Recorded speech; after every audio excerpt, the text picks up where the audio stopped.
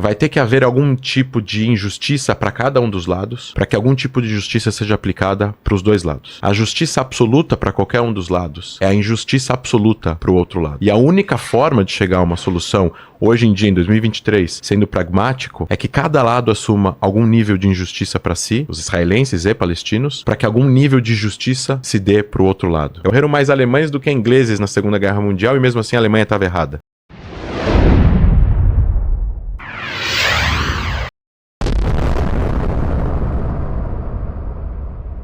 Inscreva-se no canal, dê um like, compartilhe e clique no sininho. E o fato de você não saber ou não ter trazido esses dados faz com que, se um leigo escuta o que você está falando, com certeza absoluta, se essa é a verdade, então Israel é o pior estado da face da Terra, ele não deve existir. Mas será que não está faltando nenhum dado, Thiago? Será que realmente é exatamente assim que aconteceu? Então assim, primeiro, o sionismo não foi criado em 1897. Os judeus desejam voltar para sua terra ancestral há mais de 2000 anos. O sionismo político, como movimento político no pós-Revolução Francesa, começou a se organizar de forma organizada, com dinheiro, com organizações, para poder resolver o problema judaico da Europa 60 anos antes do Holocausto, em 1897. Mas teve judeus etíopes negros que foram a pé de Israel, da Etiópia até a terra de Israel, até a região da Palestina, em 1860.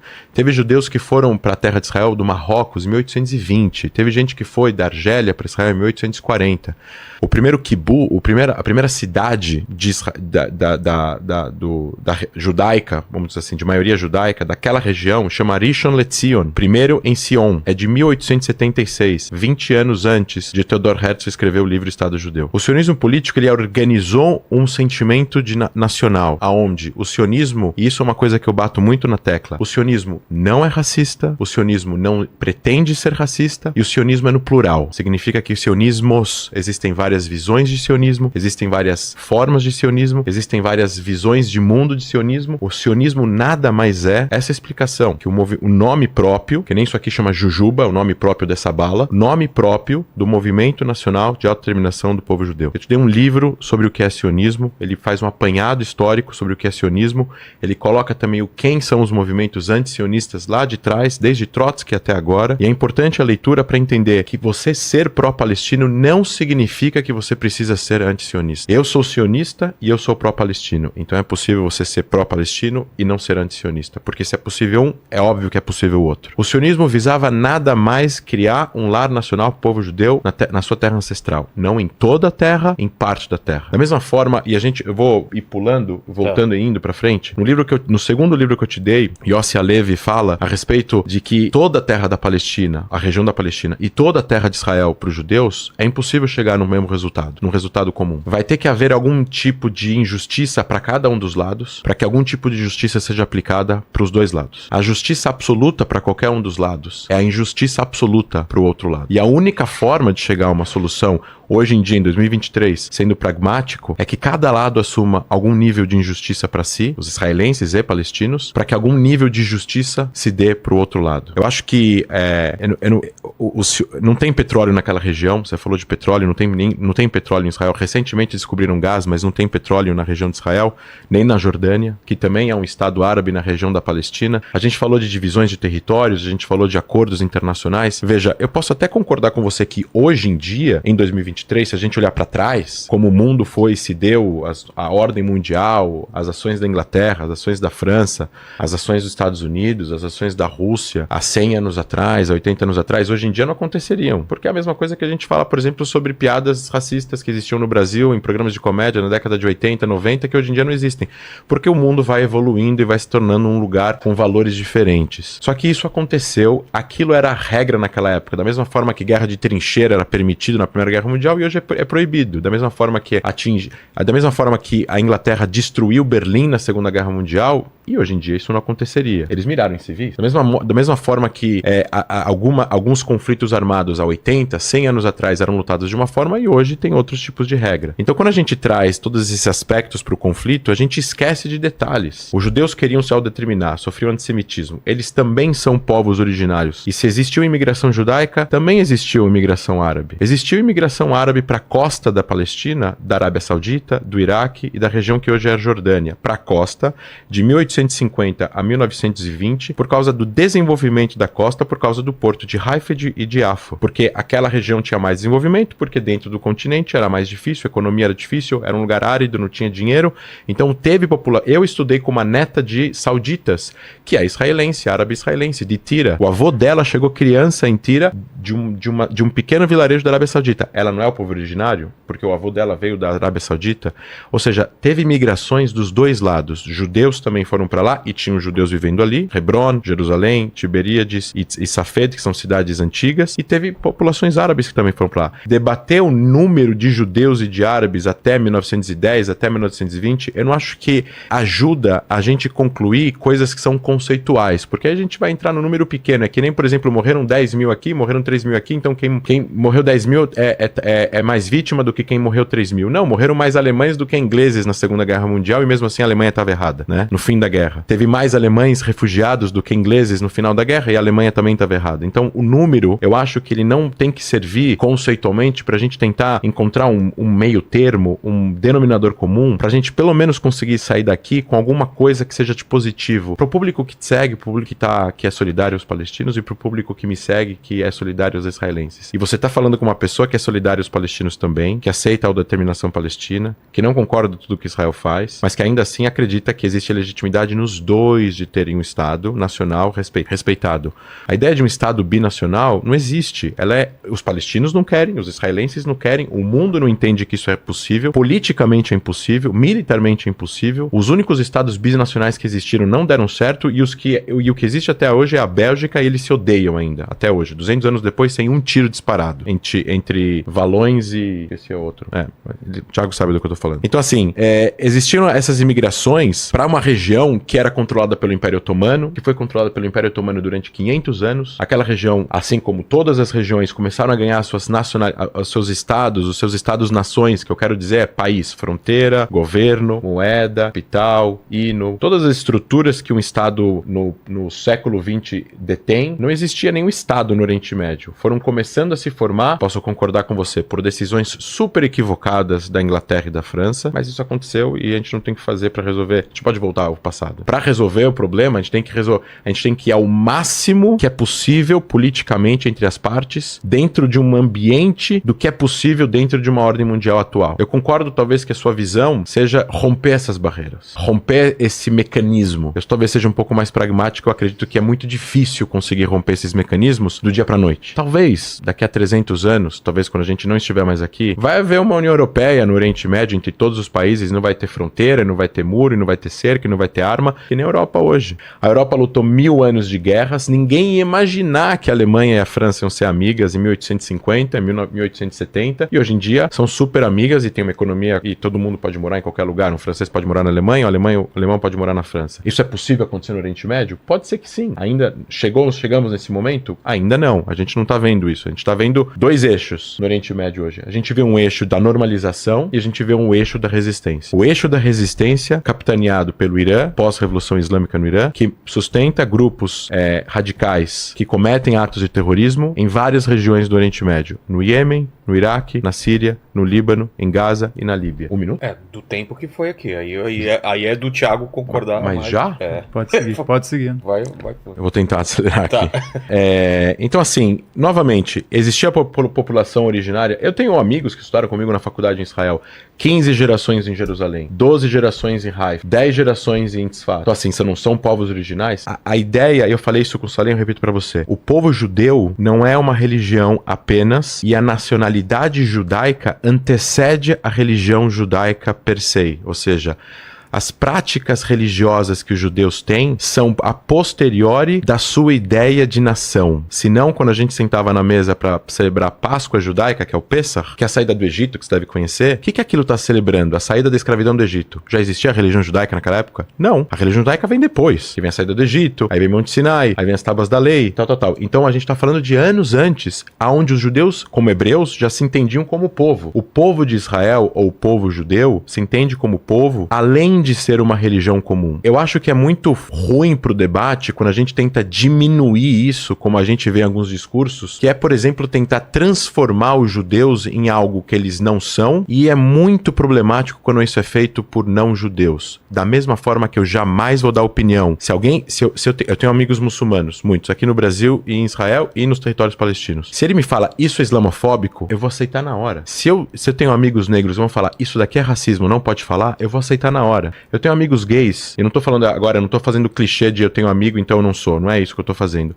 Eu tô querendo dizer que nós temos que tomar muito cuidado quando nós falamos de antissemitismo, quando você não é judeu, da mesma forma que quem não é negro tem que tomar muito cuidado quando fala sobre racismo, quem não é gay tem que tomar muito cuidado quando fala sobre LGBTfobia e por aí vai. Eu acho que esse é o nosso lugar de fala. E um lugar de fala é que nós, judeus, temos uma ideia nacional que antecede muito mais 1897. Não pode se resumir. A história não começa em 1897. A história começa muito antes. Você falou de solidariedade seletiva, né? Em relação ao número de mortos, as pessoas que estão morrendo e tudo mais.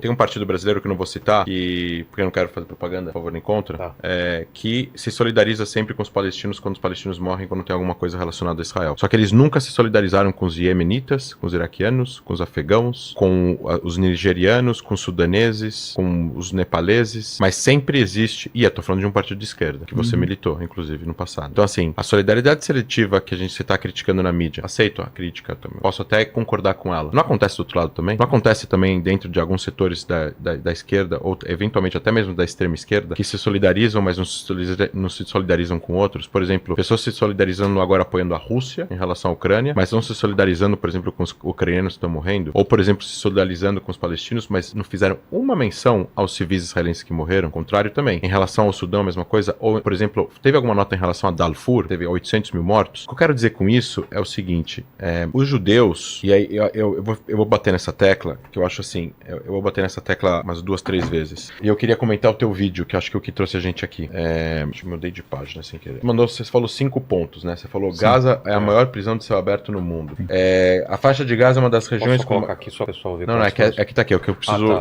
Gaza, é que eu não vou lembrar de tudo, então deixa anotado. Então, Gaza fala então quais são os pontos. Então, os pontos são, Gaza é a maior prisão de céu aberto ao mundo, eu vou falar sobre esse assunto, depois eu vou para outros pontos. A faixa de Gaza é uma das regiões com maior densidade populacional do mundo, e nela moram 2.200.000 pessoas, numa área do tamanho do plano piloto de Brasília. Então, os dados sobre a quantidade de habitantes na faixa de Gaza são claros porque fazem parte da estatística do PCBS, um organismo da ANP, da Autoridade Nacional Palestina, que desde 2007 não tem controle do território sob a ditadura do Hamas. Então, eles publicam apenas projeções, e de acordo com as atuais projeções, existem 2.226.544 milhões de habitantes na faixa de Gaza. De acordo com a mesma PCBS, a população de Gaza era de 1,3 milhões em 2000 e 1,4 milhões em 2017. Se as projeções forem verdadeiras, a taxa de crescimento é muito alta, quase 3% anual. No Brasil, de acordo com o último censo, é 0,52%. A superfície da faixa de Gaza é de 360 km², de modo que, se acreditarmos nesses dados, que às vezes, que de novo, não são exatos, a densidade populacional era de 3,1 habitantes em 2000, 5,3 habitantes em 2017 e 6,1 habitantes na atualidade. Mas não tem, de novo, como confirmar, porque não tem como fazer o censo dentro da faixa de Gaza, e novamente a autoridade palestina não controla a faixa de Gaza. Contudo, mesmo assim, não seria uma densidade única, na maior densidade do mundo. Existem outras muito maiores. A modelo de comparação, a cidade do Rio de Janeiro, densidade populacional de 5,1 habitantes por quilômetro quadrado. A cidade do México, 6,1 e Nova York, 7,1. E um exemplo de Israel, a densidade populacional de Tel Aviv é 7,6. A densidade populacional de Tel Aviv é maior que a cidade de Gaza. A média de Gaza é de 17 anos e 70% dos habitantes da faixa de Gaza não viviam lá antes de 48. Foram expulsos para lá por Israel. Então, de novo, em primeiro lugar, é claro que essas pessoas que não viviam em 48, elas não tinham nascido ainda. Existe uma grande quantidade de crianças e de adolescentes, mas acho que seria bom explicar, né, que a maioria dos judeus que chegaram a Israel durante e logo depois da Segunda Guerra Mundial também foram obrigados a emigrar porque estavam fugindo do nazismo ou ou do comunismo ou dos países árabes que aí sim teve limpeza étnica. Existiam 1 milhão de judeus em países árabes. Quantos tem hoje? Não vou saber te dizer. Não tem 10 mil em 18 países. Existiam 300 mil judeus no Marrocos. Quantos tem hoje? Imagino que você tá com esse dado, você vai poder Não, me não dizer. tá aqui na minha frente. Se esse dado eu sei. Coloca. 2 mil. Existiam 200 mil judeus na Líbia. Não tem ninguém. Existiam 150 mil judeus na Tunísia. Não tem ninguém. Existem 100 mil judeus no Egito. Não tem ninguém. Todos esses países expulsaram ou os judeus fugiram por perseguição ou por serem judeus ou porque se identificavam com o lar nacional pro povo judeu, no caso Israel. Essa é a limpeza étnica. Se você pega o gráfico de número de... Agora, quantos palestinos existem hoje e quantos existiam em 67? Existiam 1 milhão de palestinos em 67 na Cisjordânia e Gaza. Hoje existem 4,5 milhões de palestinos. Existiam 300 mil árabes israelenses ou palestinos residentes em Israel em 48. Hoje são 2 milhões de árabes israelenses. Não tem limpeza étnica, não tem genocídio em número e nem na prática. Limpeza étnica é uma... se você lê, quando você fala do sionismo ser uma ideologia racista e xenófoba, islamofóbica, você já leu a Declaração de Independência de Israel? Sim. Tá escrito lá, todos os cidadãos serão iguais perante a lei, independentemente de cor, sexo, raça e religião. Não existe nenhum lugar em Israel que um árabe não pode entrar ou que um árabe não pode fazer alguma coisa porque ele é árabe e vice-versa. Então, assim, desculpa, mas se Israel é um país que foi criado para ser o lar nacional do povo judeu e muitos palestinos e árabes apoiam isso, inclusive, com ferrenhas críticas a políticas israelenses, com ferrenhas discussões e desacordos com as políticas israelenses, mas que não são contra conceitualmente a existência de um lar nacional para o povo judeu em sua terra ancestral, eu acho que esse é o meio do caminho. Esse é o mesmo denominador comum. A forma como você coloca, e eu não vou entrar na tua visão de mundo, porque eu acho que a gente ia ter mais dois, e eu também não, eu acho ela legítima, não posso não concordar com algumas partes do que você traz, eu acho muito bonito o teu amor pela forma como você traz em relação a, principalmente a parte da natureza e a parte da destruição da natureza em relação ao que o homem faz, né, ao ser humano faz da natureza, mas acho que daí para você trazer essa ideia de maquiavélica de que existe um grande poder por trás, uma marionete comandada por um país só e igual, sabe, ignorando os outros países, o que eles outros países fizeram e colocando Israel em evidência como se Israel fosse um grande poderoso país que faz o que faz, independente. É um país de 10 milhões de pessoas, é um país constituído de imigrantes e refugiados e pessoas que já moravam lá, basicamente refugiados. Judeus refugiados do Oriente Médio, judeus refugiados da União Soviética, judeus refugiados da perseguição do antissemitismo nazista e de outros poderes esses sim, colonialistas da Europa. Os judeus não eram os enviados desses países, né? Os judeus não eram os ingleses que estavam lá indo colonizar. Um poder colonizador são países que normalmente enviam os seus para colonizar um outro país onde essas pessoas são estrangeiras. Os judeus não eram estrangeiros da terra de Israel. Se você pegar a cultura judaica, a tradição judaica e todas as questões judaicas, os judeus estão virados para onde quando eles rezam? Para o Nepal ou para Jerusalém? Para Jerusalém. Eles falam hebraico ou chinês? Eles falam hebraico. As escavações que encontram produtos arqueológicos em Israel, a propor a natureza, eles identificam sinagogas ou templos budistas? Sinagogas. Então os judeus não são estrangeiros naquela terra. Os judeus são também, não só, palestinos também, nativos daquela terra. Logo, eu acho errado a gente tentar trazer uma ideia hegemônica de que Israel é um estado alienígena, como as pessoas gostam de falar, e eu discordo da frase um povo sem terra para uma terra sem povo. Existiam pessoas vivendo ali, também existiam judeus vivendo ali. Jerusalém, em 1860, tinha 10 mil habitantes, 6 mil judeus, 4 mil árabes, entre cristãos e muçulmanos.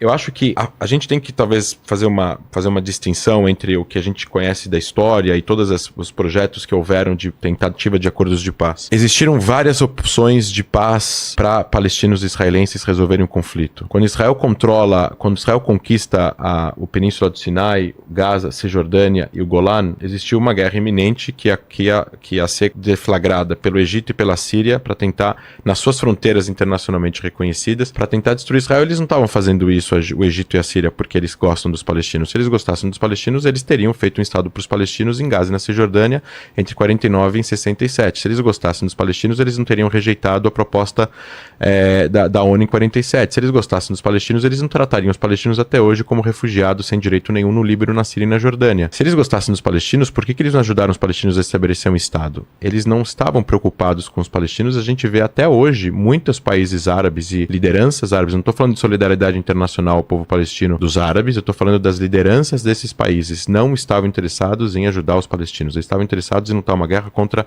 a existência de um estado não árabe naquela região, vulgo Israel. A resolução 242, que encerra o conflito, a resolução das Nações Unidas 242/67, falava de a retirada de Israel dos territórios recente conflito e o estabelecimento de um estado de paz sem beligerância entre as partes, o fim de estado de guerra e o reconhecimento internacional de todas as fronteiras pré-reconhecidas. Tinha 2 parágrafos. Um falava sobre as coisas que Israel tinha que fazer, o outro precisava falar sobre o que os países árabes precisavam fazer.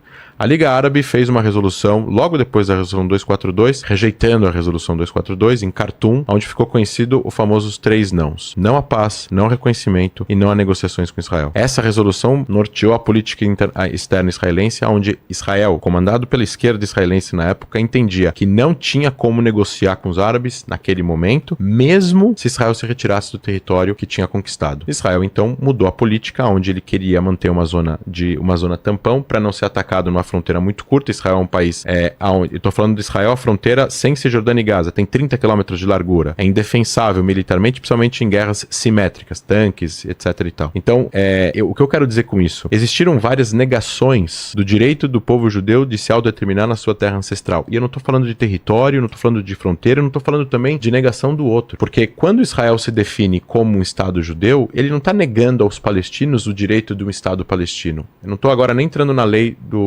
nacional que você cita de 2018, eu acho. Eu estou falando de que se é legítimo os franceses terem a França, e os palestinos terem a Palestina, e os americanos terem os Estados Unidos, e os chineses terem a China, e os italianos terem a Itália, por que não é legítimo os judeus considerarem Israel sua terra ancestral e terem um país? É o único estado do mundo que é contestado a sua legitimidade de existência. Por isso que eu tô falando de que a questão é conceitual. Eu entendo todas as críticas que você tem feito, e eu me identifico de verdade, porque eu estudei o tema, estudei com árabes, tenho muitos amigos árabes, e já fui pra Cisjordânia, já fui pra fronteira com Gaza, conheço bem a região, morei 10 anos na região e falo as línguas locais. Eu acompanho as notícias de lá também. Me identifico, chorei todos os dias essa semana por ambas as vítimas. Eu não queria que tivesse acontecendo o que está acontecendo agora. Mas eu acho que a gente tem que ser, no mínimo, um pouco pragmático em relação ao que a gente tem que desejar para um futuro, para quando essa guerra acabar, porque ela vai acabar alguma hora, se Deus quiser ela vai acabar. A gente tem que desejar normalização e coexistência. Não é com discursos que excluem o outro que a gente vai resolver a situação. Israel tem o direito de existir, são os acordos internacionais. Israel tem o direito de existir, a gente pode falar de fronteira 67, a gente pode falar de uma retirada de Israel dos assentamentos na Cisjordânia, a gente pode falar em relação ao... Você menciona o bloqueio. Por que existe o bloqueio? Existia bloqueio em 2002, Thiago? Você sabe se existia bloqueio em 2002 ou não? A Gaza, você disse. Não, existia um processo de colonização, com colônias ativas lá. Tudo bem. Que se retiraram em 2005. Sim, mas existia um bloqueio econômico? A dinâmica do apartheid, ela é de estrangular. E em 1990? Sim. Não o bloqueio como a gente está falando, o bloqueio do cerco militar e transformar na prisão sem teto. Então, mas estrangulamento da vida que a Human Rights Watch e que a Anistia Internacional falam já existiam. Bom, existem desde 1967. Então, os palestinos que viviam sob controle do Egito em Gaza entre 49 e 67 viviam em uma situação de estrangulamento? É muito diferente, porque tanto o Egito quanto a Jordânia, isso é parte do que eu até preferia que você terminasse, mas vou falar só disso.